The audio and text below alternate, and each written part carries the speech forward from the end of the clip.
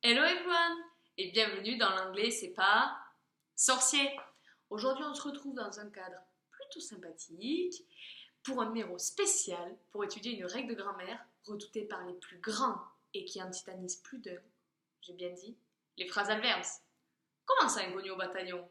Mais si, vous savez, ces petites phrases avec un verbe et un petit mot à la fin du style bake up, get down.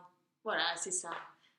Et aujourd'hui, je vais tenter spécialement pour vous de les expliquer plus simplement en tentant de les imaginer.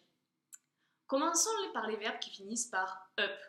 Il y a une idée de faire un mouvement vers le haut, d'aller au maximum, d'augmenter. Par exemple, prenons to speak up. Par exemple, il faut parler plus fort. Il faut donc augmenter le son. To get up. On se lève, évidemment, vers le haut.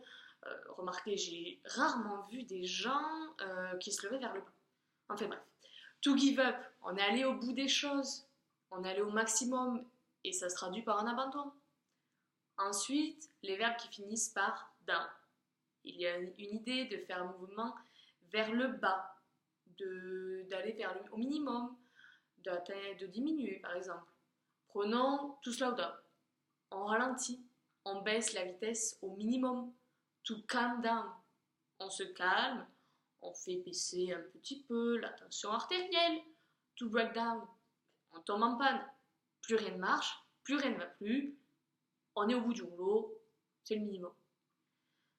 Vous me suivez toujours? Bon, alors, pour la route, et rien que pour vous, un petit exemple avec out.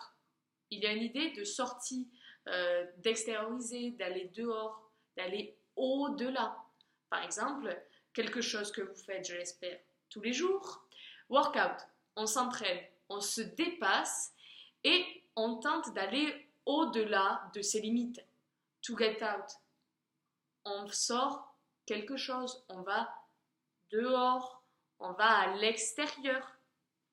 Bon, écoutez, je pense que ça ira pour aujourd'hui et que si vous retenez tout ça et que vous comprenez le petit mécanisme, vous serez à l'anglais ce que Zidane est au rugby ou au foot.